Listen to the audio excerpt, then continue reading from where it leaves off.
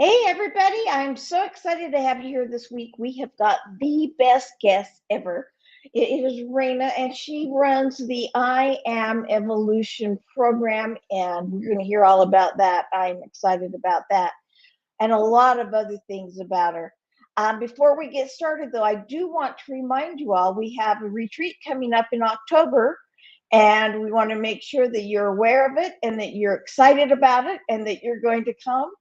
The retreat is in Olón, Ecuador, and it is a very safe, very beautiful place. It is all inclusive except for the airfare, and I'll tell you more about it later on. But I just wanted to make sure that you were aware of that. And I want to tell you a little bit about our wonderful special guest, Raina. Raina is a spirit guide and a soul sage. And she has studied for years and years and years, but magically, and I'm going to bring her on because I want her to talk about this real fast. Magically, wonderfully, I don't know if it was magically, but serendipity anyway. She had several guides come to her when she was young and began teaching her the way, and she has been studying ever since. Can you share with us a little bit about that experience and maybe tell us a little bit more about you? Sure. Well, first of all, thank you, Karen, for having me on the show. I really appreciate being here, and I'm truly honored. It started when I was 2 years old. I actually first started seeing my first guide, Lori, when I was 2 years old, and I used to tell my dad about it. And I used to be like, "Dad, who's the lady in white that sits at the edge of my bed every single day, like every single night? As soon as you tuck me in, you go. All of a sudden, I felt like an impression sit down, and all of a sudden I'd open up my eyes and there's this beautiful lady, brown hair and everything, just sitting there. And every time you leave, I'd fall asleep. I knew I was and then and my dad would get freaked out about it. When I hit 4, all of a sudden I was sitting there at night one time and 3 more guides came in, and that became Wow. for. And from that time, they told me who I was, not to be afraid of them, what I'm here for, why they're with me, and what they're going to be training me for. And through the next 10 years plus, it was just constant training of working with them and having experiences and them popping up in situations and bringing me people, whether they were children or even adults. Even at the age of 5, I was talking with adults, and they were help training me with the program that I do now. So That is so amazing. Now, I know a lot of people say, yeah, they were sitting on your bed, but I can attest it happens. I have one that sits on my bed. I have yet to physically see them, but they sit next to me, and there is an indentation when I am needing that extra love and support. yeah. Somebody comes and sits next to me, and the bed moves. There is an indentation there, and other people have seen it and gone, "What's going on with your bed?" And it's like, my guide is here, my guardian angel is here watching over me.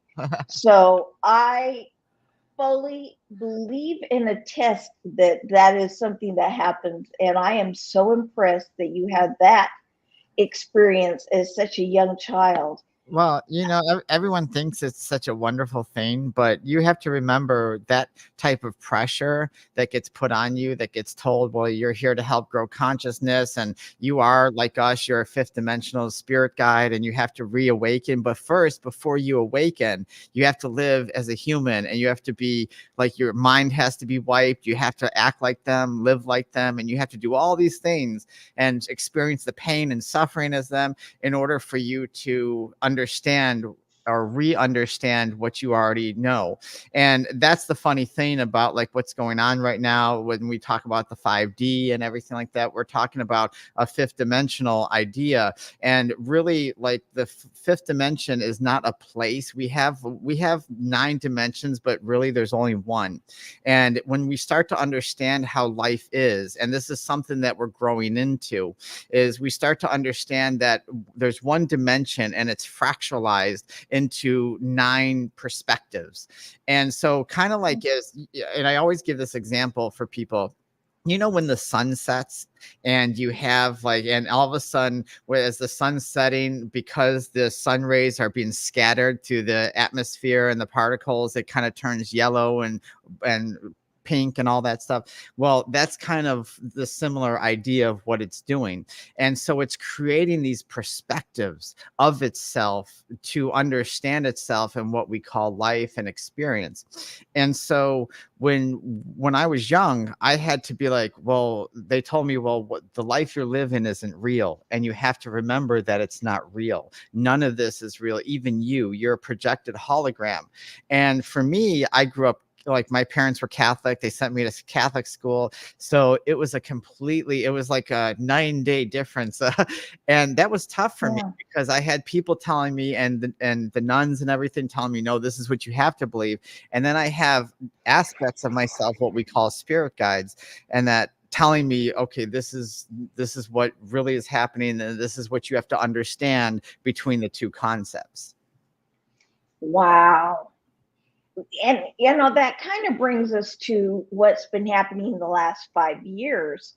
The last 12 or so, but the last 5, it's really the jump. I Yes. mean, it's been immense. Yeah. Talk a little bit about that with us, would you? Sure, absolutely. So we are going through the thing called the jump, and the first part of it started back in 2012. If you remember the whole Mayan calendar, the world's coming to an end, all that stuff. Right. And yes, technically the world did come to an end because the concepts and ideas that we as humans held on to died in 2012. And so if you saw the new generations, they're a lot more sensitive. They're they're a lot more uh in touch with themselves, and you can tell the difference between the generations because we fight over it. Well, they're too sensitive, we're not sensitive enough. And so now in 2020 it really kicked into this new consciousness of humanity. And as I touched on before, people were talking about, like, we hire all this 5D. Oh, we're going to this place called 5D. And as I said, there's no such thing as a place called 5D. It's an aspect of perception, of consciousness, of how you perceive and how you live. And so when we talk about the 5D, what we're going through, the consciousness of that idea is coming to this planet. Because as you know, this planet is a living being. Most people don't understand that. They think it's just a hard rock with an iron molten core that shoots lava and has an ozone and an atmosphere. But it's actually, we've created aspects of ourselves to hold this place so that we can live through this. And that understanding is being grown through consciousness, through humanity. And in order for us to evolve, what is the number one thing we have to do? Is we have to let go of the things that we were taught here on earth. Because as we once were taught, there is a Santa Claus and an Easter bunny and a tooth fairy. We learn as we grow up, okay, that was fun as a child, but we have evolved to understand that that's not true. And so that's kind of why the last 5 years have been really chaotic for a lot of people, because those that are refusing to grow are getting destroyed by their soul and their higher self saying, you have to grow, you have to grow. And those that are evolving are getting destroyed in a different way, but like they're resolving their pain and suffering. They're resolving their challenges, things that have haunted them, not only in this life, but past life. And it's bringing them into that state of awareness. It's interesting you say that. I have coached and consulted and done motivational speaking for more years than you've been alive. I'm not that And for a long time. And but about 3 years ago, I just spiraled, and I got into a very dark, ugly place. And I know how to get out of them. I teach people how to get out of it. I coach people through that, but I couldn't get out of it. And like any good coach, I got a coach, and I decided I needed a different one. Not that mine were bad, but that I needed one to help me with this. And that's when I found my coach that ended up being the shaman that finished up my shamanic training. But it was through that. And the main thing he said to me when we were doing my shamanic training was, the reason you're spiraling is because the universe is trying to tell you to get off your butt and start doing what you're supposed to be doing in serving others and serving the universe, and that you need to change your vibrational level and you need to get on target. And it was funny, as soon as I accepted that, my life just like turned around immediately. I mean, just immediately. And it was like, oh my goodness. I mean, it was better than it ever had been. That's, And it had been pretty good. yeah. And And that's, so that was interesting with what you said, that it's that struggle, this. because we as humans, especially in the States, you were from the States, and you know how at least Americas could be, and I'm sure other countries, because humans are humans everywhere. We have this idea that we're not supposed to show emotions, that it's a weakness, and and especially being women, we're taught like, oh, you're too emotional, you need to not show, and it's downplayed and it's shunned for having these experiences. And that's one of the reasons, and I'm in medicine, so that's one of the reasons why men live shorter lives, is because they are taught to bottle it up, don't show, because you're not a man if you express yourself or you show yourself. And so, Yeah. but we have to, and you said the key word was, we have to accept the who we are. The universe is really us, because there is no external thing. That's the illusion. Everything that we're experiencing right now, from this microphone to these computers to me and you, and that is just one being, and this one being is us. And some people like to call it God or a universe or whatever, but there is no external thing. We are this idea that we call God. I am God. You are God. You are universe, source, whatever you want to call it. But we are that. There is no external idea. And that's the illusion here put in the third dimension. The third dimension is meant to distract you. It's meant to, like, it has all these walls of illusion. It's kind of like going into a fun house. You remember when you were a kid and you'd go to a carnival and you'd go to the fun house and you'd be like, where am I trying to find my way out of?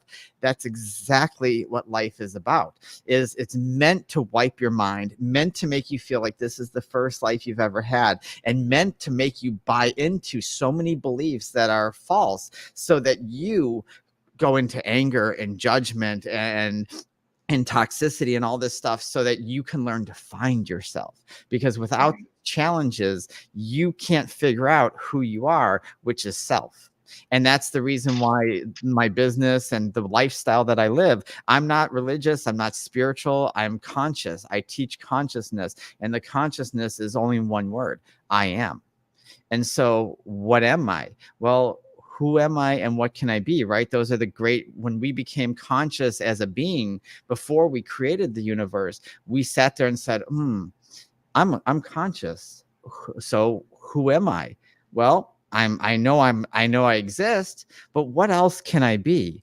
And in that moment, because we were one single dot of consciousness, one mind, we expanded into what we call duality, which brought about the second dimension. And that duality gave us a new perspective. So like how me and you right now have two different perspectives. I look at you and I say, wow, I could be that. But you know what? What else can I be? And so in order for me to understand what else and all the possibilities of what I can be, I created a thing called the third dimension, which is where we live now. And in that third dimension, I created space and time, which brought around the fourth dimension. And then the fifth dimension was created so that I can understand the whole picture as it's being acted out. And so that idea allows us to support ourselves. So when you said the moment I accepted who I was, and that, it's because you realigned with your true purpose of finding out who I am. Yeah. And I did. It was, I mean, I'd always had a purpose, but I knew it was a calling. It was, I am this thing. I am responsible for doing these things. And it was life altering. It is. And how many of us really take responsibility, Karen? How many take responsibility? Very few. Exactly. It's scary. I mean, a lot of people they would rather get trapped in the fear of failure than to step out and say, "Hey, this is my possibility. This is my calling. This is who I am." And it's okay to say, "I have these gifts and I can use these gifts," because every one of us have gifts, and those gifts were given to us by the one source, the consciousness, so that we could help everybody else come together Yeah. in back into that one source. Yes, and that's the thing. We're already there, but the illusion of the third dimension makes us feel like everything's separate. There's a term I call separation, and separation is the idea that you're separate and different from everybody else, and everybody else has its own separate purpose. But there's only one purpose, and that's to answer, "Who am I?" And every experience that we have, there is no such. You said, well, things were going bad, there's darkness and stuff, and some of the things that I teach in part of my program is I teach there's Raina's 5 no-nos, and there's no good, bad, right, wrong, positive, negative, backwards, forwards, or better, worse, because those 5 no-nos that I teach all my students, what they do is they create like a limitation to the mind. Well, this is good, this is bad, so I'm going to go towards the good and I'm going to ignore the bad. I'm going to go towards the positive, but I'm going to ignore the negative. But there's no such thing as that, because the negative aspect is the feminine aspect in duality. So remember when I said that we split apart in a dualistic? Well, one aspect is a masculine, and I don't mean male and female. What I mean is masculine, because masculine energy has a purpose. It's faster. It moves more. It's the yin yang symbol. If you Yeah. if you picture that, that is like the absolute perfect representation of duality, because you actually have the white, which is the masculine, which we think in our society, because we're limited, oh, it means good and positive, and the dark side, which is feminine, and that we think it's bad and evil, but we're taught that because of limitation. But in reality, one cannot exist without the other, and both feed off each other. And so nothing is positive or negative. That's why people that try to be positive all the time, they fail at it, because it doesn't exist.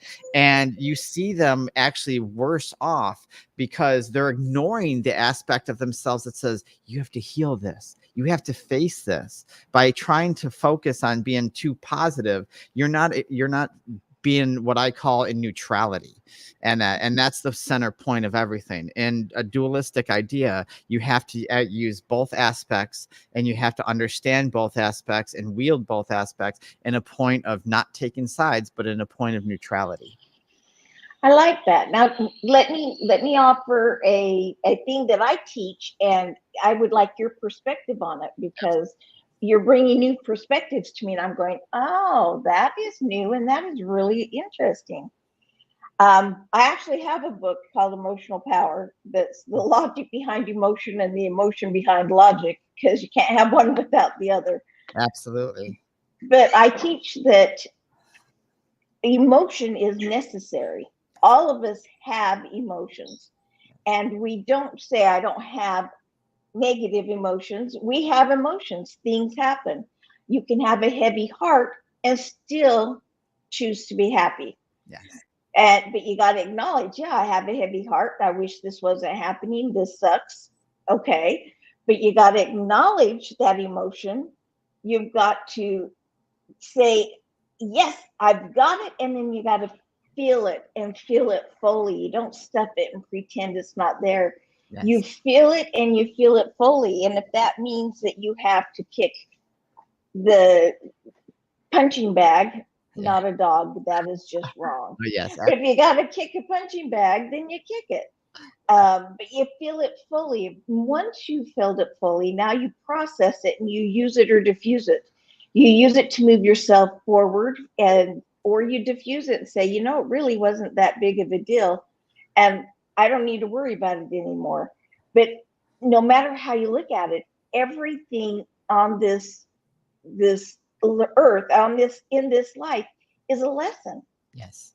And we learn so many things from each lesson, and we can't say one lesson is good and one lesson's bad. Everything is a lesson. Yes. I 100% agree with that. And let's just take our emotions one step further. Emotions, yes, are necessary, but they're also not real, because you got to Right. remember that we create that based on a limited perspective. Remember the 5 no-nos I just said? Say, like I say, well, that's right and that's wrong. We fight over politics, religion, spirituality. We fight over everything. Like, you name it, we fight over it. Okay. And I always use this because, because I'm a naturist, and a lot of people think that that's wrong, and that's fine if that's not for you, but it's for me because I like the freedom of it. And so Right. being a naturist, some people say, well, that's not right. And then all of a sudden, what happens in that moment? That limitation of right or wrong creates a judgment, right? And that in that judgment, then all of a sudden it creates an emotion, because now you're saying, you're limiting your mind instead of understanding it and experiencing it and saying, well, even though this may not be for me, let me see what this is about. Let me gather the information. Let me pick everything out and see what this is really about. And then once that emotion is created, chaos ensues. So it's limitation, judgment, emotion, and chaos. And that chaos then disrupts our life because we don't have the information that we should in order to experience it. And it's the same thing with our experiences. I as a child, I was very abused physically. And then I was in gangs. I had all that, and my dad, was a wonderful man, but he also had a very big temper and would lose it. And especially if I screwed up, man, it would, off to the races. And he would get very violent and abusive. And then I had bullies in my neighborhood, and I was getting beat up from basically probably like from second grade until almost my senior year of high school, constantly. And that type of stuff, you have to learn to deal with it, because the information you're taking personally, when you take something personally, it's because you don't understand the experience that you're having. These experiences are meant to allow you to understand self. Remember, we're asking ourselves, who am I and what can I be? And in those possibilities, what can I be?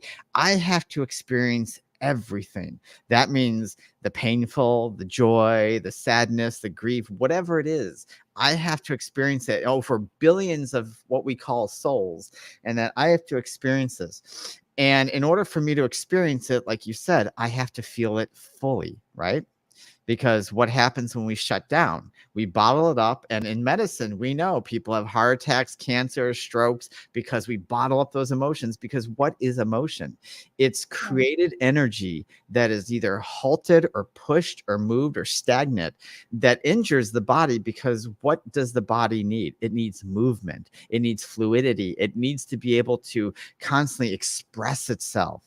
And so in this expression, because you and I are expressions, we're expressions of what we call our higher selves, idea of what we want to be in this life. That's why we don't exist. Like, you're actually having a conversation with yourself right now, and all these people are listening to themselves educate themselves. And it's this expression that needs to be experienced. But we don't understand that because of separation. And so that your book says, hey, like, yes, emotions are necessary because it teaches you to grow. It teaches you to understand it. And if you're going to not fully experience it and you're not going to accept it and process it, then you're doomed to repeat these patterns over and over. That's true.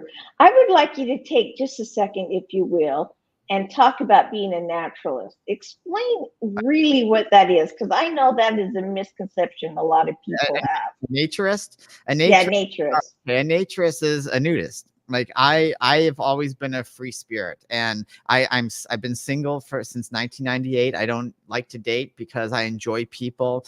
My relationships were more polyamorous. I just enjoy life. And so a lot of people think that nudism is something like but it's an expression of saying, hey, whether we're perfect bodies or we're not, I'm proud of my body. I'm proud of the freedom, connecting to nature. You know how people ground themselves by walking on their bare feet?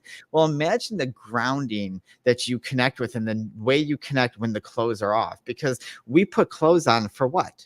for protection, right? Protection from the elements, from it's you know, it protects us, even though it closes us, but it protects us from going out. I mean, imagine driving a car and working places and building stuff if you had no no clothes on. So it's kind of a protection.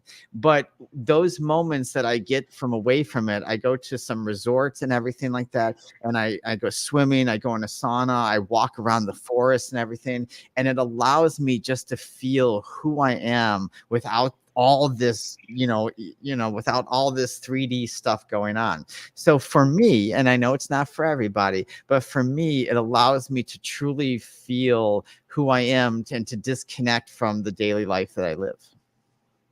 I love how you say that, because it's not for everybody, but it is for me.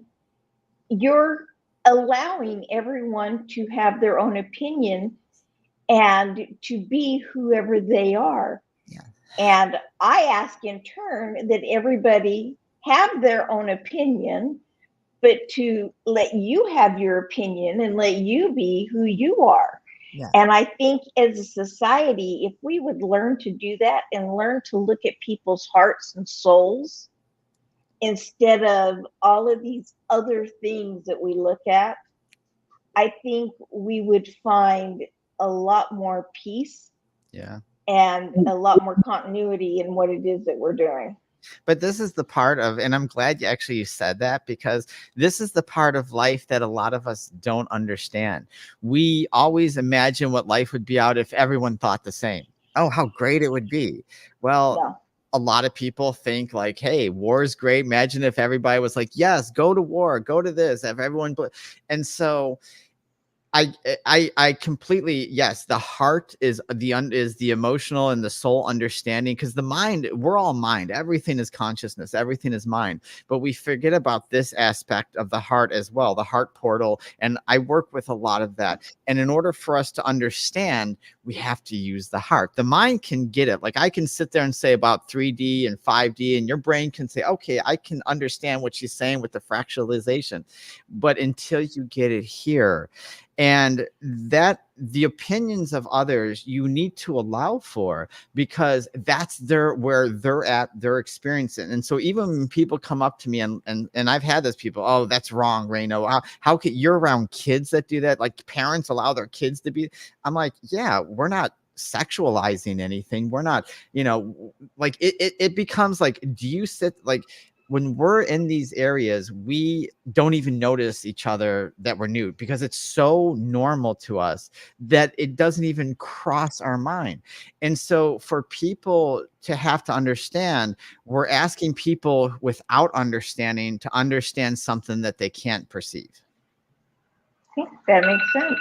That makes perfect sense. Another thing that I think is interesting is that though people will judge you, you don't judge them on that judgment. Yeah. And that is part of that, well, that soul stage, in my opinion, and part of being a spirit guide is that you can judge me, that is your prerogative, but I don't need to judge in turn. And so I applaud you and I appreciate that, because that is a good lesson for the rest of us to learn. It's Karen, it's so hard.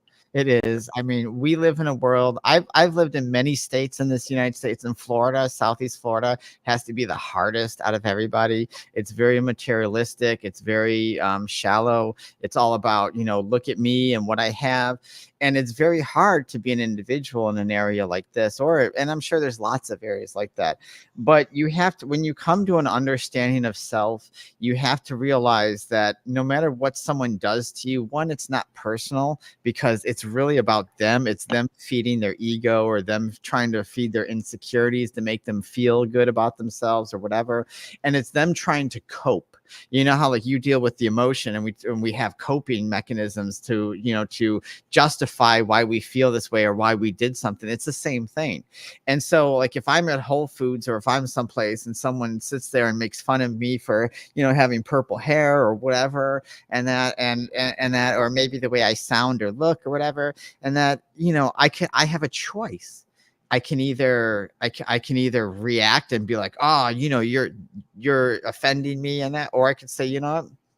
Hey, that's your opinion, and you're the one who, you're the one who's in that mindset. I'm going to go about my day and do that. And that's really what I think we have to start learning, is that we have that choice. I love that. We're going to have another show next week, and I want to go a lot deeper into the choice and things of that in the next show. Yes. Right now, I'm going to take a short break. I'm going to play one of my videos and hope that we can get one of your videos up so that we can show that too. So I'm going to go ahead and show that video. Hi, I'm Dr. Karen Perkins, and I am so excited to invite you to the Power of You retreat. This is an energy healing retreat that is like no other. See, I'm claircognizant, which means that I can look in your eyes with your permission, and I know what your soul needs at that very moment. And because of that, when you come to my retreat, because there's only going to be a handful of us there, I'm going to be able to start the retreat off by looking into your eyes, finding out what your soul needs, and then we will modify accordingly. Now, we already have tons and tons of activities and things planned, so we'll have a lot to choose from, but your needs will be met. This is all-inclusive, means everything but airfare is covered. This is meals, a shuttle to and from the hotel, accommodations based on double occupancy, massages, yes, I said S, massages, yoga, sound therapy, sweat lodge, all kinds of things. And we are going to have the most transformative experience that you've ever had. You're going to laugh, you're going to cry, you're going to go home with new friends, new hope, and with a sense of what it is you want and that you can do it. I will see you there. Well, there's my part. Let's see. Raina, have you been able to get yours so that we can bring it up? I have not. I will have to, because we have so many computers. We will next week have it all worked out, folks, so that we can show that, because she has got some phenomenal things that's going on. With those phenomenal things, I want to give them let's see, is your website, the IAMevolution33.com? Yes. Okay, so that's her website, but we also have, if I can get to it, your YouTube and your Facebook page. So I'm going to leave this up for a few minutes because I know you guys are going to want to write that down and have that information. But she is someone to follow. She does podcasts. She does her program, IAMevolution. She's given us a teaser on the 5 no-nos. I love that. I want to know more about the 5 no-nos next week as well. And I want to hit on, before we end today, you have degrees in 4 Oriental or naturalist medicine. So I have 4 alternative medicine. I have 4 degrees in medicine, so Oriental and alternative medicine, and also plus a licensed massage therapist. So, wow. So you basically, if it's healing, you are aware of it. I try physically and emotionally. It is, because like, I enjoy knowledge. Like, I'm into quantum physics and all sorts of, like, I enjoy knowledge, and you'll see me looking at videos once in a while, but I'm really reading, doing something, and trying to figure out, because the soul that I am right now, or the character that I'm playing right now, is really like, that's what I'm thirsting for. So medicine teaches us about ourselves and what the human body actually craves and what it needs and everything. And that's how and we'll talk about this on the next show, but it's actually how I recovered from the illness that I had, because the doctors weren't able to find anything, and through my education, I was able to pinpoint what it was and ask for certain tests, and the rest is history. So knowledge is important for us. So medicine is like right up there with emotional and mental health. That is so important. Well, when are you going to be starting, if I may ask, if you have the date set yet? When will you be starting your next program, and how do people get involved in it?